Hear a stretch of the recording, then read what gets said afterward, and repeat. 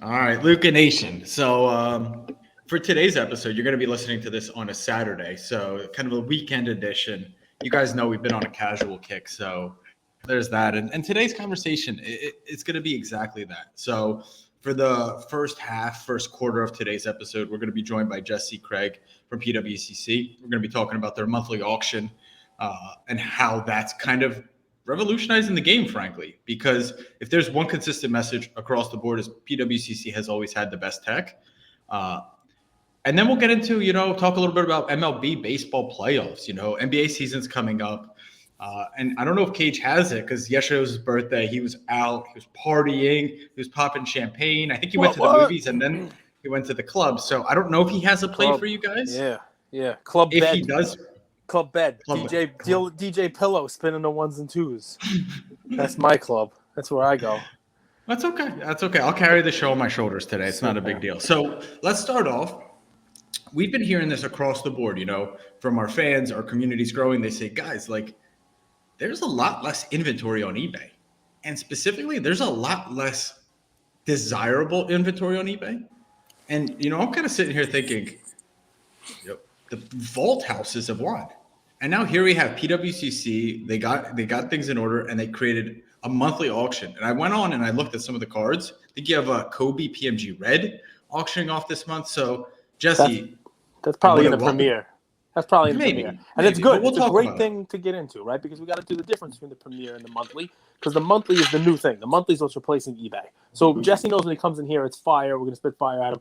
So I have a couple $100,000 worth of stuff in my PWCC vault. There's a monthly auction. No one reached out to me and said, hey, by the way, we're going to do this monthly thing. Here you go. Here's how you do it. Here's step 1, 2, 3, 4.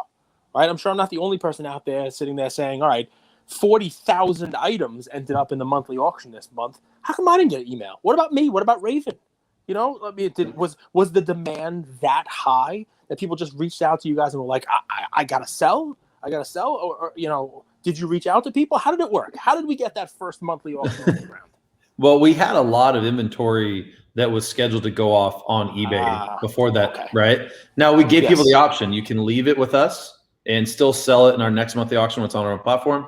Or you can put it in your vault, or we can return it to you. So they had those options, right? So we did have a good backlog of inventory, but we still got almost 20,000 cards since the eBay news came out for this October auction. So it's almost half and half. But yeah, it's a lot of cards in one auction. The software's new. It's going to be a little bit different and unique. It's got extended bidding for less expensive items, which no one's really tried to do before. So yep. I think the most important thing that people need to realize is that this is the first one. You're not going to be familiar with how it closes.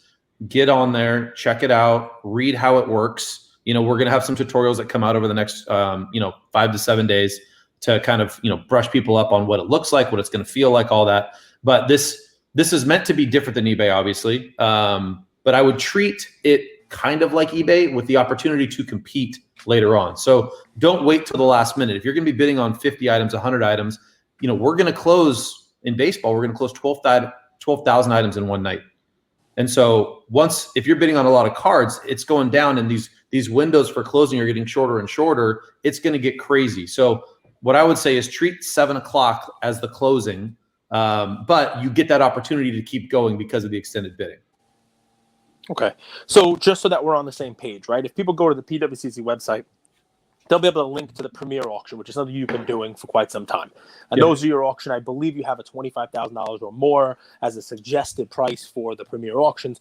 The other auctions, it's what you used to have with eBay, but now instead of it being housed on eBay, it's housed on your own proprietary platform, right? Correct. And that allows you to do what you were doing on eBay, but also add in an auction house style wrinkle to it, which is people used to be angry because if somebody subbed 5 cards to you, if somebody sent in, 5 of the same Mariano Rivera 92 Bowman, whatever it was, because you did everything in chronological order by year, by player, those 5 would all end at the same time. They'd all end within like 30 seconds of each other, right?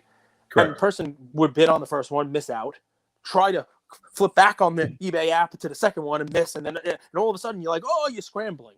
This should avoid that, because if you're bidding on it when it closes, as long as you've bid, sort of like auction house, that bid is going to extend. And if you happen to miss out on one, the bidding will still be there on other ones as well. Obviously, it's not the same. You're not extending it a half an hour. You're not doing the whole craziness there, because that would just be nuts for 12,000 items in one night. But I think there are some positives to it. Yeah, it's different, you know. So we're going to take the feedback and we can always tweak it. But the way it's set up right now is you bid on an individual item to qualify for extended. The first window is 30 minutes, right? So any item that gets a bid in that first 30 minutes, it qualifies for the next window. So it gets past 7:30, right? If an item doesn't get a bid, it doesn't make it. It ends. So that item's going to close. So if we have 12,000 items, maybe 3,000 fall off, and they at 7:30. So then the window starts. So in order to shorter. qualify for that 30, you have to bid before 7, right? If you don't bid before 7, you cannot bid after 7. You can't bid after 7 on whatever specific item you're talking about, right? Okay. Yep. So then 7:30 hits, right? So now you have the first window that's a half hour, and every item that gets a bid in there qualifies for the next window. But the windows get shorter at 7:30. So now it's 7:30 to 7:35. So now again, an item needs to get a bid in that window to qualify for the next window, right?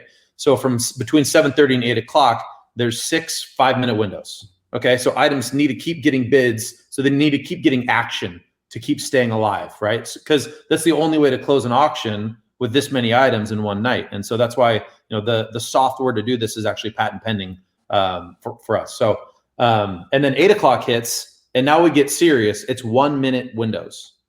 So each item needs to get a bid every minute to continue. So that's why when I say, treat it like eBay to an extent, where 7 o'clock is like the end of the auction, but you just get that opportunity to compete if you change your mind and want to bid a little bit more or a little bit more, right? I wouldn't treat it like a normal extended bidding auction where you kind of take your time, you think about it, if you're bidding on more than, let's say, a handful of items, because it's going to get crazy. I know guys that have probably bid on 200, 300 items, and I'm giving them the same advice. It's like, look, if you're bidding on that much stuff, it's going to get crazy when the windows get shorter. Okay, Jesse, so the tough question, right? You had problems with shill bidding, allegedly. I'll use allegedly on there. Before, when you had eBay as oversight on this, right? You're now going to have the full eBay bidding up to 7 o'clock, and then you're going to have this other window of 7 to 7:30, where if the owner of the card or his cousin or his neighbor or his enemy or whatever it may be says, I don't think that's enough money on, and they bid. You have extra fail safes being cooked into this now. You have the ability to kind of monitor this and avoid people from bidding on their own items. Is it pre-approval on the monthly like there is on Premier? Talk to me about how we're protecting the integrity of the auction. Sure. Well, now we control the entire process, right? So now we get to do everything we've always wanted to do. Some people would argue that's scary, which is why I want to hear about the stuff. Some people would say, at least with a third party, there was some oversight by eBay over you guys to try to. There's no oversight by eBay. There's no oversight by eBay. Well, that's what we want to hear. There's none. So we always did way more than eBay did, and that's kind of the point here. Is that we have email verification, phone verification to be able to bid in the auction. Okay. Mm-hmm. I mean, phone verification is something eBay never even had, and I don't even know if you have to verify an email address when you create an account with them. Right, you can create 20 accounts, whatever. Right. I think my kids have a few accounts. I'm just kidding. But yeah, I understand what you mean. So the funny thing is like now that we control the whole process, we get to verify accounts, we can block IP addresses, and look, it's not going to be perfect the first auction. We need to clean up some of the bad actors that get in there, and if they do something wrong, then we can block them. But we can keep them blocked. I know you guys have heard me talk about we could only block 5,000 user IDs at a time on eBay, but we have a list of 20,000 that we blocked over our history. So now we can control that entire process. And then especially with like max bidding, we have Tech Heads, who's a third-party software company that they're going to verify and firewall off all these max bids. So no PWCC employee, no contractor, no affiliate has access to any of those max bids. And then on top of that, a company called Triaxiom, they're going to come on board and they're going to verify that all of that is legit. They're going to put their stamp of approval on it, and they're going to put a report on our website every month that we can't see any of that. Nice. All right, so we do have some like third-party auditing style. Used to be like the results of this have been audited by KPMG. So there are some third-party independent fail safes put in. So that's great. I mean, do you think of you guys as a tech company? Like, I asked that for a reason, because as I'm learning more about just like the technology and understanding of how auctions work, they're way more robust than people realize, right? Like there's so many different ways to auction off an item, right? And auctions go back to like kind of ancient times, right? When we used to have like the paddle. But it's one of those things, it's like the customer doesn't care. They just want to get the product. Sure. Like how they get it and the fair way to, you know, get the buyer the right amount or the seller the right amount, right? There's so much behind the scenes when it comes to auctions. Do you guys think of yourself like as a tech company? Because I keep hearing, you know, PWCC has the best tech. PWCC has the best tech. And I'm like, well, they're a vault company, but they're also a tech company. Curious how you view yourself. Well, it's certainly becoming that. I mean, we really live and die by our dev team and what they can produce and put out. So, I mean, the fact that they were able to launch this new software in, I mean, what, really 6 weeks is pretty impressive. So, and then our fixed price marketplace went up in less than 2 weeks. So, you know, they bust their ass and they work hard. They're very good at what they do. And so, yeah, we are a tech company. It's just more and more becoming that. And it probably isn't going to change. It's funny. Like, I think a lot of the hobby doesn't realize how much it takes to scale tech, right? Like I got the privilege of living in the Bay Area for a little while. And I was like, wow, it's not so simple, right? Like you can't just hire a developer and be like, go boom, do this. There's cohesiveness, there's understanding the brand, there's understanding the product, right? You have to understand the tech, but you also understand product. How many developers do you guys have working for you? I believe it's 11 right now. Wow. I believe we have 11 web developers, but they are in extremely high demand worldwide. They can, at the drop of a hat, say, I quit and go get a job somewhere else. I mean, there's so much demand for web developers right now. So you got to treat them right. So our guys, you know, busting their ass the way they have, putting in the extra hours and all that stuff, you know, we take care of them because they are the bloodline of really what you see. What are you excited about with this monthly auction? Like, let's fast forward 6 months from now. You have the monthly auction, and then you have the premiere. You guys are covered. Like, what's the roadmap look like? Well, the roadmap is to be the venue to sell a trading card. I mean, that's the roadmap. You know, everybody has expressed frustrations with eBay and certain things about their platform. And eBay's so big, it's hard for them to be able to change their tech and their software, right? But for us, you know, we're much smaller and more nimble, and we can make changes and we will make changes to our platforms continuously as we move on. We'll take the feedback, we'll take the suggestions, and we'll implement the things that we feel necessary. I mean, we've literally made changes to the monthly auction already, and it's been live for like a handful of days because people made some suggestions. We brought it to our dev team. We said, yeah, we need to implement that, and we did it immediately. So just being that flexible. And what our tech's going to look like in 6 months will be very interesting. I'm really excited, really, for the user interface aspect of it.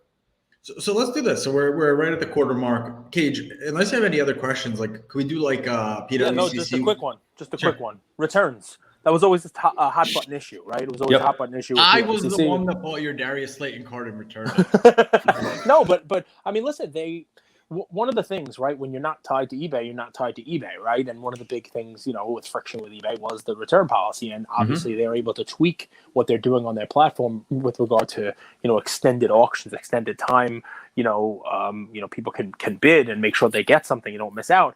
What about returns? Is it the same type of thing, or are you putting in more strict, you know, rules around returns for the monthly auction? Oh, yeah. What do you got going on? We always battled eBay on returns. So, you know, we've seen everything you can imagine from a return perspective, right? So we know it's legit, we know it's not, and we're going to be very firm on returns.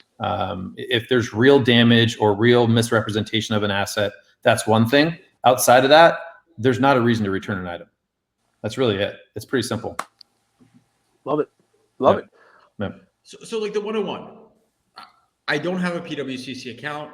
Kind of new in the hobby, believe it or not, Jesse. There's a lot of people that are new in the hobby. They got in January, you know, they're still trying to make sense of, you know, hey, I was promised a lot of good stuff in 2020. 2021, you guys you're getting it in check, but I don't even have a PWCC account. Like, what do you recommend I do? Go to the website. One. Yeah, get one. Yeah, get one, right? Go to the website, get signed up. And like I said, we've got a page that explains how the monthly auction works. Take a look at that. We're gonna have some videos that run you through it. Those are gonna come out next week.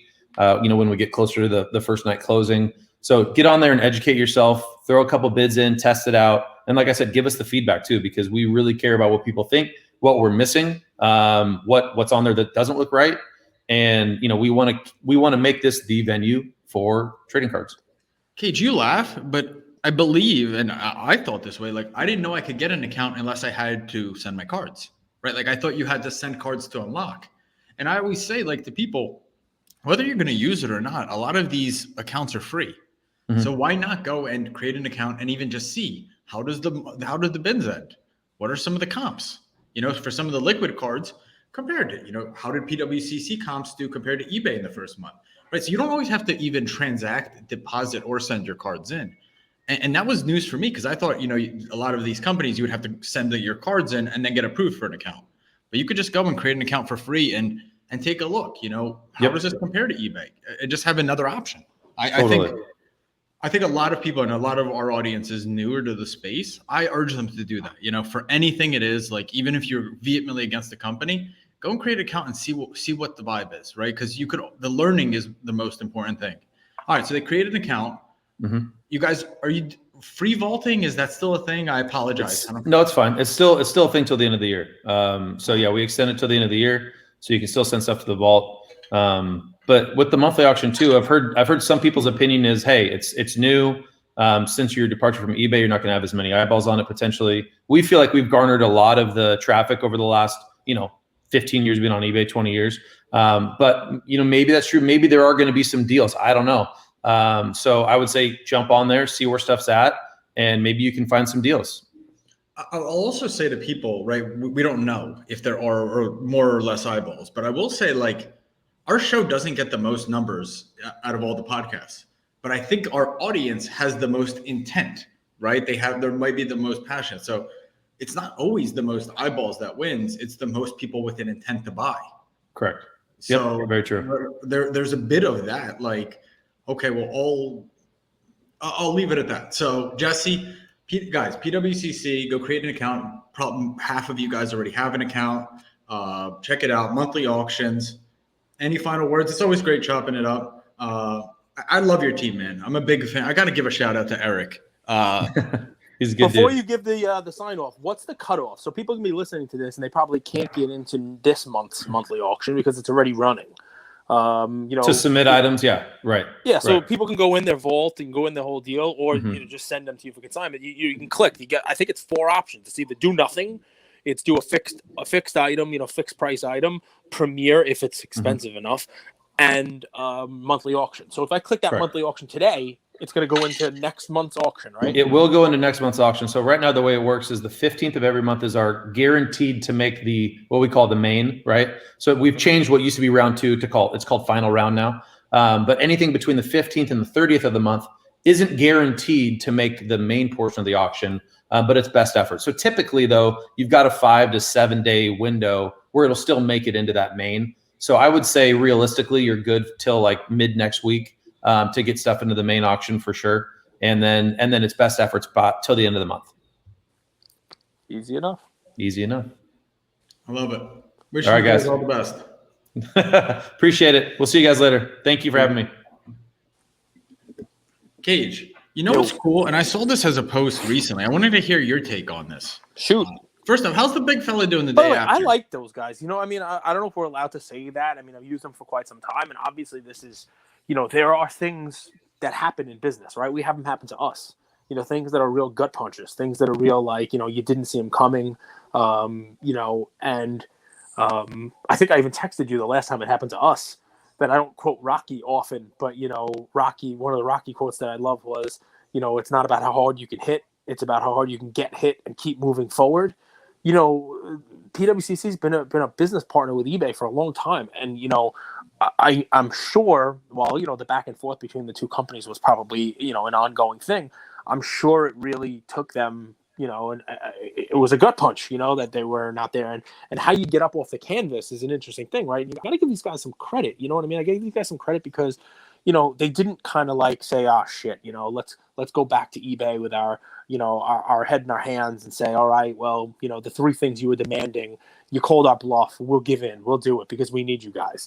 And you know what? It still might happen. Who knows how this is going to work, right? But they managed to go and do their own thing.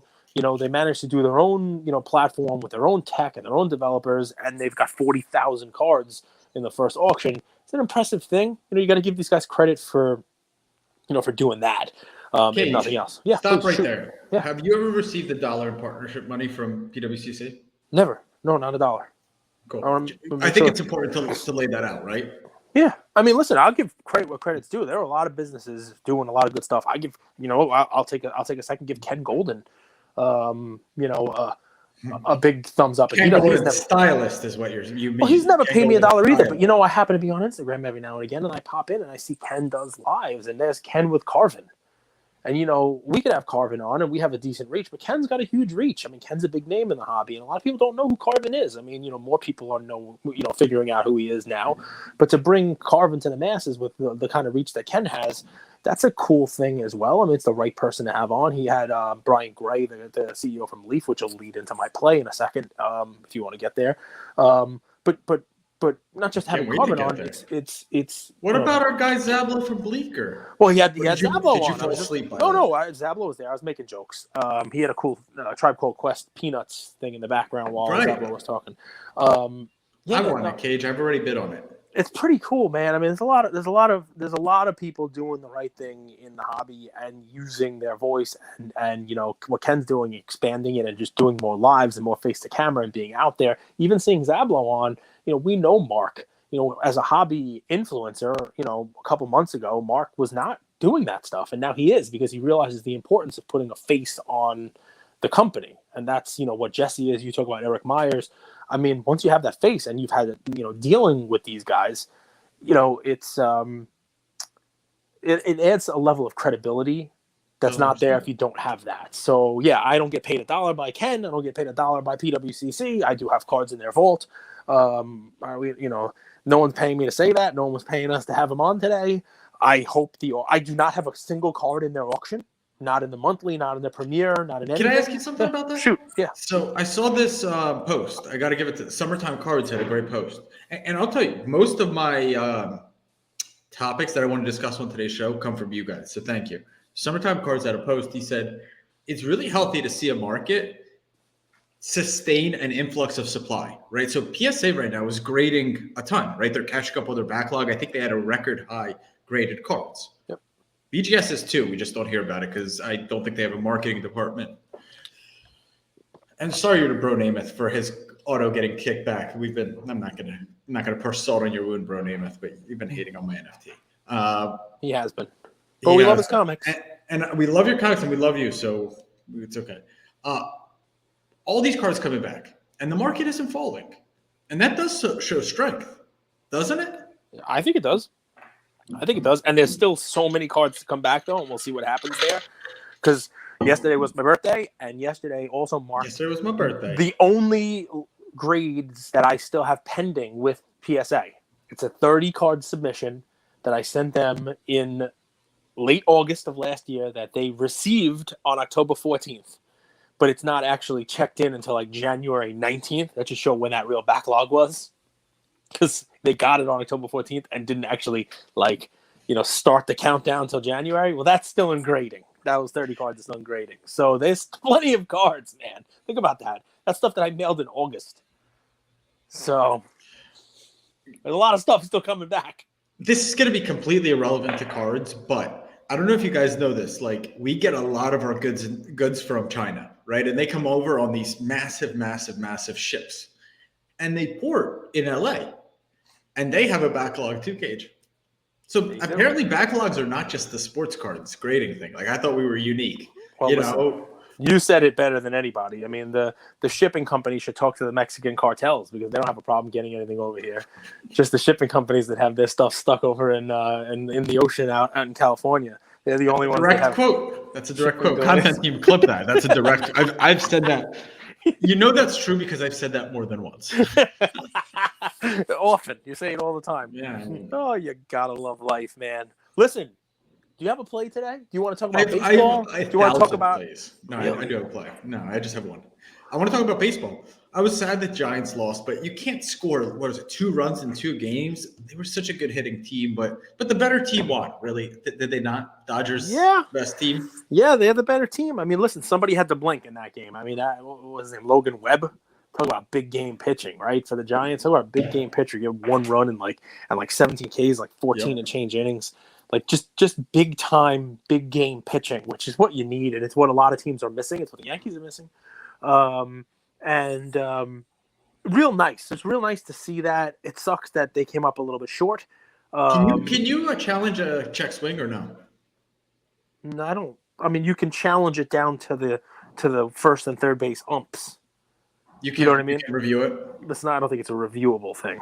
I don't think. Because I don't think he went. Yeah, but he did the one before. That was a big makeup call. It is what it is. I mean, listen, sometimes people get things wrong. They post about the Squid Game, and people get upset about it. I mean, sometimes people get things wrong. Time out. That's hilarious. So let me just make sure. It's hilarious that you. Time out. It's hilarious that you brought that up, and we haven't had a chance to talk about it today. I apologize. I'll be more thoughtful with our post. No, but it's a good lesson. We're growing. Our audience is growing. They care about what we do, and they want to make sure that optics are the right way, and we get feedback. I agree entirely. Let me talk. I one time told Cage that I think of myself as a professional athlete, and he said, "You're a fucking idiot. What the F are you talking about?"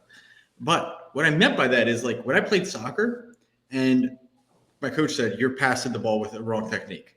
I've always wanted to get better at that. Like I've always wanted to get that feedback. So, you learn a lot from that. And I think people only who care about you will really give you truthful feedback. So I've always wanted to be coachable. I've always wanted to learn. And sure, sometimes it doesn't feel good to be like, "Oh, you messed up." But all in all people care about is that you've heard them out, you acknowledged it, and you've accepted the feedback. And I did. And I apologize. Yeah, you have nothing to apologize for. You are perfect. But the professional thing, it sort of tickles me the wrong way because we have we have people in our lives that my boyfriend, my husband, he's a professional poker player. Okay, that's not his occupation. You can't introduce this person as a professional poker player. How are we getting to that? How are we getting that? Well, just because he signed up to play poker in a tournament at the Claridge in Atlantic City once and paid an entrance fee and then was cashed out $60 after his $100 entrance fee. That does not make him a professional poker player. Did Shy Wei text you again? No, I love Shy Wei. I don't know if I'm going to see him this weekend because there's competing card shows in Boston and Hofstra. Last time we saw him at the Hofstra show, that'd be pretty cool if he's out in the Hofstra show, peddling his wares. Although now that we're on Whatnot and he's on Whatnot, we're going to have to be competing for the same bargain basement, flip cards. No one does a show at 10 a.m. Eastern on a Sunday morning, Cage. We're all only over watching our show. And then now watching football games in London while we're doing the show because the NFL's got I think 4 of them this year, another one this weekend. So we have NFL games going on while we're doing our show, which is pretty cool. Imagine setting over, trying to build the sport, get more fans, and these are the teams you send the last 2 weeks: Jets, Falcons, Jaguars, Dolphins. There is something to be said about that. I mean, I guess they thought they would showcase the young new number 1 draft pick maybe, or I don't know. So I can't even give like a real reason why they would send those. Why not have Herbert Mahomes over there? They probably don't want to go. What do you? It's not like their option. What do you think that Mahomes is pulling a Kyrie? Well, because listen, why the Jags go is, and this year obviously it's different because they have Trevor Lawrence, but for some of these teams it counts as a home game. You know what I mean? So the terrible teams that go, there's a reason for that. It's probably because they're not selling out their home games anyway. Whereas Herbert and the Chargers and Kansas City, they're probably selling out their home games, and no one wants to go to London. And the flip side, of course, is that I believe those games sell out over there no matter who's playing because of the novelty of it until that novelty wears off. Like I think they sell a ton of tickets. It's a big event and it's a whole deal. But mean, it messes with your routine. That's a lot of flying. It's a lot of travel to go and play a football game. Your internal clock's all messed up, and all kinds of stuff like that. So, I'm sure once a year. It's definitely not that deep. Well, I mean, they're professional athletes like you. They're finely trained, professional athletes. I can't. The context of that conversation was important. It was a mindset thing. Yes. It was a discipline thing, right? Like, it really takes a lot to be good at great. I don't even want to say good. It takes a lot to be great at something. And I learned that by probably failing at doing that my first time around. So I'm like, I don't want to leave anything on the bone. So I was like, it's a mindset, Cage. You know that. So let's get into baseball. I love it. I think the Braves are going to get steamrolled. Am I all wrong? right. No, I don't. Well, I'll explain. The Brewers were maybe the worst playoff team I've ever seen. And I think they went 0 for 28. Like they didn't score runs. They couldn't do anything. And the Braves barely beat those guys. And now here they are facing a team that has pitchers up and down. Their bullpen's pretty decent, and they have the best hitters. How do the Braves even win one game here? So, I mean, the recipe is being scrappy. It's looking at what Boston did. Obviously, it's a longer series, so it's a different story, and it was very close. But winning those close games, it's what Boston did to Tampa Bay. And Tampa Bay was the better overall team. They won more games during the year. They were significantly better top to bottom than Boston, and yet Boston found a way to win the series. Getting enough out of pitchers who overperformed and that kind of stuff. You're going to need the same kind of thing. You need, Ian Anderson, Max Fried. You're going to need Freddie Freeman to really show up, Ozzie Albies to really show up. You're going to need good series out of them. It's not completely out of the realm of possibility. The Dodgers. The best Braves pitcher is the worst Dodgers pitcher. Yes, it's true. And pitching wins. And I'm sure the Vegas odds are in the Dodgers' favor. And, you could argue that National League best series, the real championship, was the one we just watched between the Dodgers and the Giants. And the Braves, will not give the Dodgers the same kind of fight that the Giants did. I get that, and it's probably accurate, and it's probably going to be the Dodgers going, to the World Series.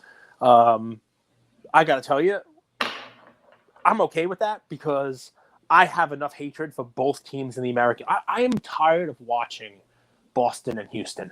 Like, as a Yankee fan, it's upsetting to me watching these two teams that have become kind of like the rivals of the Yankees. Houston because of, recent series and, recent walk-offs and, garbage banging. And somehow there are more Astros fans in the New York fan base now. I don't know where they come from. I mean, Houston's winning. I don't want to say front runner. I don't want to say that that's the front running thing, but there are so many Astros fans. You never even heard of an Astros fan before 5 years ago. But now all of a sudden, there's a whole bunch of bandwagon front range, This is how you could test it. This is how you should test an Astros fan. They have to turn their phone off, put it away, and they have to get in a Jeff Bagwell pose. If they could get in a Jeff Bagwell pose, they are true Astros fans. 80% batting stance. 80% of the Astros fans right now who are Astros fans don't know that the Astros were a National League team. They don't even know because. Well, I didn't know that, but I know how Jeff Bagwell was like sitting on the toilet batting. Jeff Bagwell was a National Leaguer. I mean, that's the Astros. What does that mean? Who cares? Because for the vast majority of the franchise history, they were in the National League, and they just switched over. Why does that matter? Because it means that if you only know them as an American League team, you only know them as a successful team, which means you are a front runner. It means you are somebody who has become a fan of them recently while they were successful. They joined the American League. They've been beating up on the Yankees, and the Yankees are a little bit. Well, yes, they have been cheating up on the Yankees. Is that what you said? Or you said beating up on the Yankees? No, I said banging trash cans next to the Yankees. And Boston, Boston, for the last 20 years of our back and forth, they have had our number over and over again. But the Yankees made a big deal. They made a big offseason move already, right? They went out and they got a Cy Young. No, they grabbed they got a left-hander they fired Marcus Thames. A huge move. I mean, just a huge move. Everybody's excited about firing Marcus Thames. It's not the offseason yet, Cage. It's just great stuff. It's the offseason. The day the Yankees lose and get eliminated, it's the offseason for Yankee fans. No, it's not. I don't even care. Think that you're allowed to do everything, like permissively by like the players. I don't care who wins now. It doesn't make a difference to me. It doesn't matter who wins. The Dodgers win again. It doesn't matter to me. It's not the Yankees. It's very upsetting. I'm sad. Cage is having like birthday blues from Thursday till Monday. Blues, man, I lit up Jesse there. I mean, that poor guy didn't know what hit him. We were like, boom, boom, boom. You know, it's like, here, you're coming in here, man. No Blues, we're having some fun. Well, he's annoyed. Also, like, so I'll give you context. Like, Cage he did an interview with a Chinese news station, and there was a really funny screenshot that I took of that interview. He did, yeah. And I put caption this. And for some reason, I put Squid Game commentator above because I think Squid Game is like a pretty funny show right now, or a pretty popular show right now. Have you seen it, Cage? I'm gonna have to watch it now to understand what's going on. Well, my best buddy was watching it the other day, and I like walked by, and it was just like this doll that was shooting all of these South Koreans in the back, and they were like trying to it was like like that game of like Frogger, or like Rover, red light, green light. Yeah, and I just saw that one scene, so I apologize for making you look bad, brother. Listen. If it were you, you're on mute. But were you filming it? Did you take the film? You weren't in the room. Obviously, that was a film of me, so I made myself look bad. They first like the Jerusalem Philippusa. Yeah. So it was. Your hair looks good. Almost always does. It's looking a little grayer now that I'm 45, but it almost always does look good. But so baseball. I do not want to watch the Red Sox Astros again. Oh, I feel like it's always the same freaking shit. But listen, the Dodgers have made it through their biggest hurdles, a 1-game playoff, and now they beat the Giants. I would think you're right that there was some smooth sailing to the World Series, and I think the Dodgers set up well against both the Astros and the Red Sox from a pitching perspective, which means from a card deal, I mean, I own 1 or 2 still. We gave Max Scherzer as a play. I own 1 or 2 Mookie Betts cards. Mookie Betts as a play. Even bargain basement Mr. Bellinger, who was an MVP and has had a season and a half because last year COVID was like a half season of just awful seasons. He's one of those. It's like, I mean, I don't want to say maybe it's an injury, but like it's a Derrick Rose style. Like if you were an MVP, you go to the Hall of Fame until Derrick Rose became the MVP of the NBA. You got Bellinger. Sort of like Christian Yelich. If he was your also. co-host, you would tell him to lay off the weed. I would tell him something. I don't know what I would tell him, but Bellinger. You know what you could I said this about Giancarlo Stanton, right? You earn your Yankee pinstripes. You earn it in November. You earn it the last week of October, the first week of November. It's the same kind of thing, right? Like Dodger fans, baseball fans of a team, they will very easily and quickly forget a bad offseason if you make up for it in the postseason. If you show up and you win a World Series for them and you have a couple of big performances where you're the person, it almost doesn't matter. Isn't that life? What have you done for me lately? You got to show up, I'll show up at big moments, yeah. What's the quote? Rent's due every day. Hey, Stu, your rent's due, mother. And don't be pulling that falling down the stairs shit on me.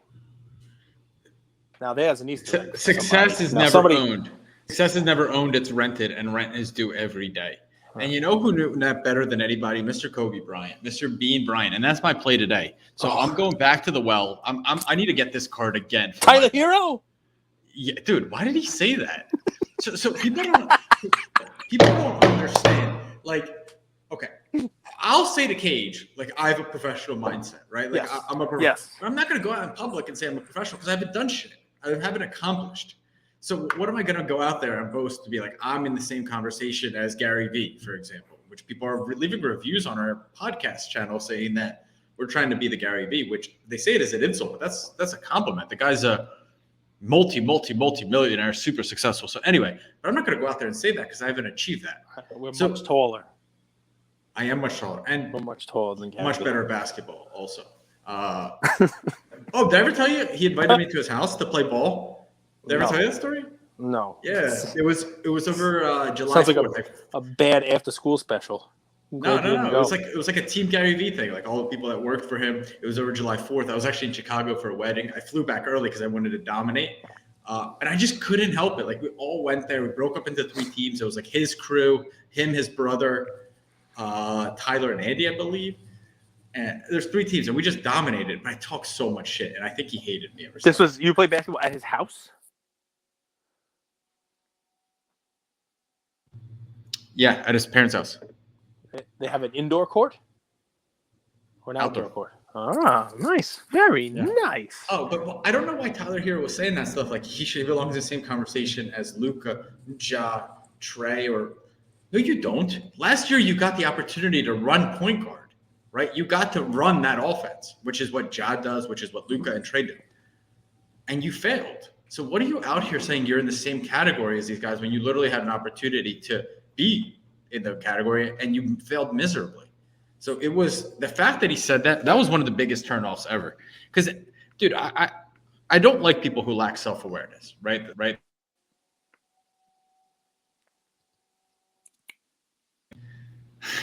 Anyway, Your thing keeps muting. What's Kobe going on? Are you okay? no, it's the connection. It's the connection. Okay. Kobe at 50th. You own this card. You sold it for I think a few thousand profit, but it's a card that honestly is so low pop and is so revered and is so in parallel with his rookie card that I think that this card will never ever go lower. And that's the PSA 10 version. The PSA 10 version of what? Because you're going out. Yeah, I'm losing you here. There you go. The PSA 10 version of the Kobe at 50th, or sometimes it's called 50th anniversary, 138. Here, I'll pull it up here. Just sold on Probstein for 14.1. I think at its high, it was 40,000, right? Yep. Well, the 50th anniversary never got that high. It was like 37, 30? High 20s, low 30s. I think the Chrome got higher. The Chrome got a little higher. Chrome's always going to be higher. So this one right here. Beautiful card. I can't believe this got a 10, honestly, if you look at the edges. But this is a card, guys, that like I've subbed 10 or 15 of these. I thought they were perfect. I didn't get a single 10.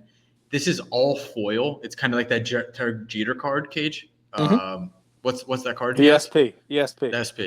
It's so difficult. And the SP, I don't believe there's centering issues, right?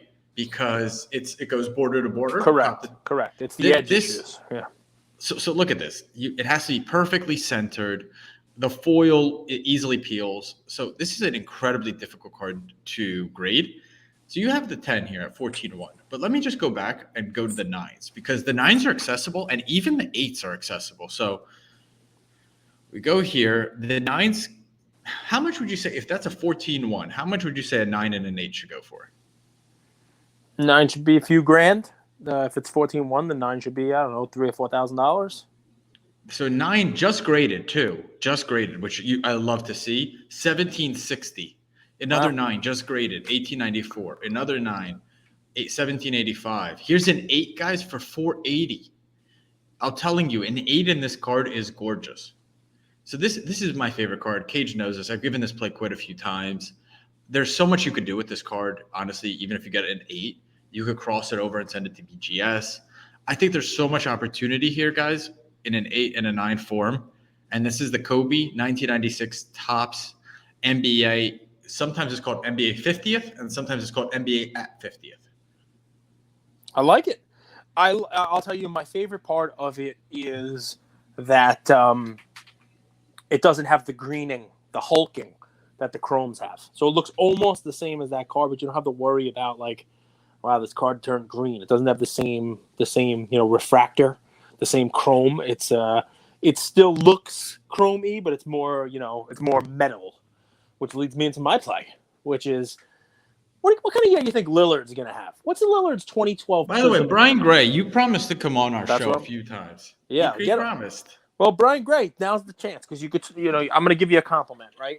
So Damian Lillard, how much does his 2012 Prism PSA 10 base card go for? And there's plenty of them out. $861. Okay, so if you have the ability to go on eBay and type in 2012 Leaf Metal Lillard, if you want, you could do that if you want, or you could just do Leaf Metal PSA 10 and go to the completed auctions, however you want to do it. So I've talked to you guys about when I collected. That's a pretty cool card. Hey, and no one knows about it, which is why they listen to us, right? So, do you want me to share my screen? Yeah, share your screen if you like. So I love the 2011 Leaf Metal MMA cards. They were great. They look just like the Prism cards from 2012. And if you're looking at a 2012, so if you go to completed auctions, it's even better, man. You can see these things that are up here. If you're looking at 2012 Prism Lillard, if you're a Lillard guy, right? There are, his 2012 Prism. Look at those cards, man. So on September 29th, so 2 weeks ago, a 2012 Leaf Metal Hoop Matrix Damian Lillard rookie, number HMDL3, PSA 10. Nice, shiny, sold for $56. There it is. You just clicked on it. Right? Low pop. It's not licensed. Right? Can I ask you something? Yeah, shoot. PSA doesn't grade cards sometimes, but they graded this one even though it's a non-licensed card. Well, Why? they'll grade this. I mean, non-licensed means not licensed by the. It's not licensed by the.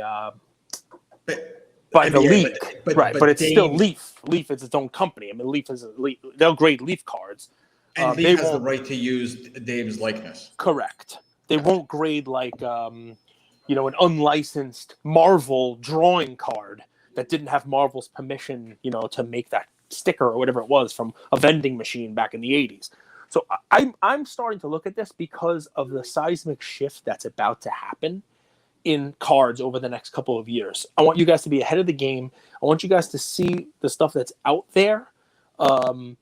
We started this when we talked about the Mookie Betts Prism rookie, right? It's not a licensed card, but it's significantly less than his Topps card, right? And you're able to get a Mookie Betts Prism, which is a cool card, even though it's not licensed. I think we may see a situation when Fanatics comes in that people still like the Prism look. People still like the Panini look. People still like the Topps look, just like people still like the Upper Deck look.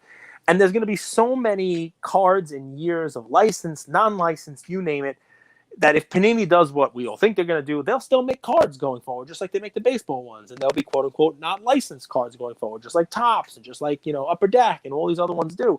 And these Leaf cards, I like the look of them, right? Look how cool that card is, right?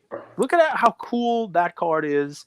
You can see several of them. There's the one below it sold a month before. It's a numbered out of 25 Lillard for $96. So 2012 Leaf Metal, like if you back it up to the completed and then go one down, it's Hoops Matrix Pink out of 25, so for $96. What does a Prism out of... what is a Prism card out of 25, which they don't even have back then? What would a Lillard Prism, gold out of 10 sell for? It's something similar. You know what I mean? But here, if you want, you can expand out with Leaf. So Leaf is the play. That card is the play because it's just a real easy, if you're a Lillard guy, jump in, right? But if you're not a Lillard guy, right? This past week, October 6th, an on-card 2012 Leaf Metal Inductions Hollow Blue out of 25, Bill Russell on-card autograph sold for $400-something bucks. 480 something, 487 I think was what the number was. Now we've seen cards like that start to go up, the Ink Credibles and you name it, but it's just amazing. Gorgeous card. So there's another one, right? So I'm talking about one that was a PSA. The one that I found was a PSA 9. You found one that's even, there it is. So that's over 487. Look at that, cool. I gotta give Leaf a lot of credit because look at how. First off, it's a beautiful card. Yep, it's a gorgeous card. Yep. But it's not easy signing on a surface like this. Yep. I think that's why Panini does the sticker autos a lot of the time. Well, sometimes they have stickers and sometimes they don't. But here's a fun one, right? So, and guys, it's not licensed. This is a play on the adoption of non-licensed stuff coming in, as we now have another player coming in, and basically the fact that these cards, these Leaf cards, they look really nice. Look at what that card looks like. I mean, it's a cool looking card. Look at what that Lillard looks like, and that people are going to be willing to, no, they're not going to pay as much as a license card, but right now these are pennies on the dollar. Like, put this one in for me, man. Just go back and go to the completeds again. It's right under this. Look at how he's signing. That's hilarious, by the way. I just realized how he's sitting there. Yeah, he's sitting there signing. Exactly. So that's a cool picture, right? Because here it is on an autograph card. They got a picture of him signing. That's a really cool thing. Go back to the completeds on August 16th. It's a 2020. Imagine sitting cross-legged, Cage, and your knees are at your head. Yeah. I mean, he was a big dude, and obviously $400 for a Bill Russell auto on card, PSA graded. Yeah, I mean, come on, numbered out of 25. But here's where it gets fun, right? This is guys. When Cage played 1 year of JV, this is what he would look like. Who is that? Dan Issel? Yeah, how'd you know? I mean, I was looking at the signature. But I mean, there are some cool cards. That's not one I particularly would buy because obviously a Bill Russell, a Dame Lillard, it has some stuff. But type this in for me. You ready? 2020 Leaf Metal Justin Herbert rookie auto out of 15, PSA 10. Justin Herbert auto. PSA 10. Yeah, and then go to completed auctions. Now, before you do that, how much do you think a Justin Herbert auto out of 15 and PSA 10 would sell for? In today's climate, it's got to be over $1,000. Right. So when you find this one, it's over $455 in the completed auctions. Is this it right here, the Dangerous? No, so that one I think is actually out of 10, and it's only $515. So yeah, look at that. I mean, look at this. Look at what you have here. The one I have, it's sold on August 16th. It's a pink out of 15, $455. But look at $500. Herbert PSA 10, PSA auto. There's a 1 of 1 Herbert right there. I mean, these cards, if they were licensed, would be 5 to 10 times the price of what these cards are. So, state pride there. There's also a 2021 Leaf Metal Trevor Lawrence auto out of 20, $365 if that's your guy. Anyway, the point is, if you don't want to do not licensed, you don't have to. You can stay away from these things and just say, Leaf is not where I want to go. It's not a brand I want to look at. I'm not paid anything by Leaf or Ryan Gray. I have collected Leaf cards before. I think they do a good job with it. They give you the same shiny that Prism has. They might have even been given it before Prism. Check out those 2011 Prism, those 2011 metal MMA cards. Look at these. These are 2012, first year of Prism, right? 2012 Lillard cards, same sort of chromey, prismy look. And if you look enough, we just went through some football, we went through some stuff. There's Magic Johnson on card autos. There's Larry Bird on card, and we're talking about like less than $100 for these things. So as people start to pay big money for these things on licensed stuff, there will come a point in time where those unlicensed ones at pennies on a dollar start to become attractive, especially with what I think is going to happen with the climate going forward with Fanatics coming in. So it's more of a Lillard is a cool play at $56 for a PSA 10 Dame Lillard shiny rookie, but it's more than that. Take a look at what's out there on eBay. Look for these cards in your local store, in your card shows, that kind of stuff, because they can be had for literally pennies on the dollar against licensed cards. So that's my thought for the day. I'm going to post this on Instagram. You guys will let me know. Best duo in the NBA under 25 years old. So, I mean, you have Trey and John Collins. You have Zion, Brandon Ingram. You have Devin Booker, DeAndre Ayton. You have Tatum, Jaylen Brown. Best duo. Who do you think? Best young duo? Ingram, Zion? Yeah. Are you worried about Zion's weight? Like, it was a fun conversation in the Lamine group. I think big bodies. I think I'm a big body, and we could gain weight. Like, I could gain 20 pounds like that if I wanted to. But for me to lose 5-10 pounds even is really difficult. Now, I'm not comparing my stature to Zion, but to me, he seems like he has that build where by 25, it's going to be nearly impossible for him to, be less than 260, 270. The hope is that he's in the league now with people who are lasting in the league for a long time, like LeBron, like those guys, and maybe a LeBron takes him under his wing. Maybe he sees Tom Brady, he sees these generational talents that he's supposed to be following the footsteps of, and somebody gets in his ear and says, look what Brady looked like. Look at how LeBron takes care of himself. Look at how much money and time he dedicates in his health. You need to do that, or else you're going to be a flash in the pan. Let's hope he doesn't start talking to Jamarcus Russell on the other side of the equation, like that kind of stuff. But yeah, I mean, one would hope that if he has the talent and the ability that people who are investing as much money in him think he has, that he's going to be smart enough to not squander it on beignets. I hope so, man. It's easier said than done. Like, some people think it's like clicking a button on and off. It's not always that simple for people with that stature. You don't make friends with salad. You don't make friends with salad. Oh, yeah. I called Cage. I was like, all right, now you're 1 year older. What's your goal for the next year? He's like, salads. You don't make friends with salad, though. That's the problem. That's Homer Simpson, It's a lot of fun. Dude, I'm having a ton of fun. Take us home. Listen, guys, this was a fun one. You don't get any straighter shoot than Kobe Bryant's rookie card, and it's a pretty cool one. It's come down significantly, and it looks like the 8s and 9s, and some instances those 9s could be 10s. They're nicer than some of the 10s. Are selling at a significant discount. It's a real nice card. We talked to Spinatron yesterday. He talked about how Kobe is basically like a great store of value. So if you can grab a card like that, pretty inexpensively, go right ahead and do it. You're not going to regret that. Mine is a little more for, the people who want to have a little bit of a gamble in their, in their portfolio, not in the player itself, but in the brand. I mean, you don't get better than, investing in Bill Russell, especially if you get an on-card autograph for a couple $100. It's just whether or not there will be the adoption of those non-licensed cards based on how the landscape may change over the coming years as Fanatics comes into the fray. We also got to talk to Jesse today, which was pretty awesome. I most likely will be sending some cards to their monthly auction next month. I'll be watching. I will say this.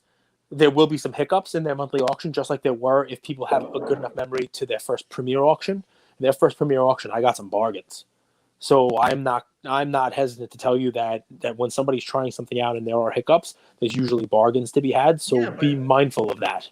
Yeah, for sure. But at the same time, like I remember when I had some issues with PWCC, I emailed them. You know who responded? Betsy, basically the owner of the company, or like the owner's wife. So it's like I just mean they won't have as many eyeballs, right? It takes a little while. The Fugatti the first month under the Premier auction, the first time they didn't have as many eyeballs, and obviously some of the bigger cards sold and they had more eyeballs. Same thing as the monthly auction. They're not going to get as many eyeballs as eBay right now, which is why they're probably on our show, and probably why they're doing a publicity tour to talk about the monthly auction to make sure people know it's there. Where previously it was you could just go on eBay and the auctions were there. So there might be some bargains on cards that are not going to get the eyeballs that they. That's how I got my Kobe Apparitions refractor. When something's so new, you might be able to scoop up kind of some of your dream cards, for 15, 20. Yeah, or the lower end stuff that people are not looking specifically, like the higher end stuff. Okay, your dream card in our community. Do you remember when so we've switched roles. Now you give plays for the rich. Okay, I got you. All right, guys, that's enough. We'll see you guys. We're getting a ton of great feedback on the collector series. We'll be back with our daily plays, maybe some point, like midpoint next week. We love you guys. Whatnot, by the way, Whatnot. Cage killed it last week. I did absolutely terrible. I was depressed for a day, but I got back. Yeah, man. I feel good. Sunday morning, while the game is being played, we're there at 10 o'clock. I'll have some more auctions. I believe, if you guys pay attention, you tune in, I think I will have a Donruss PSA 10 Kyler Murray rookie that I got back from grading as one of our auctions. Haven't posted yet, but I think I'm going to do a Kyler rookie PSA 10 as one of our auctions. All right. Let's go. So my mom's called me today. She was like, Andrew, I watched the show and I love it. You're amazing. She's my biggest fan. But one thing I need to ask you for is to put an uppercase on the name Goldberg. So there we go. There you go. You fixed it. Anything for you, Mom. Anything for you.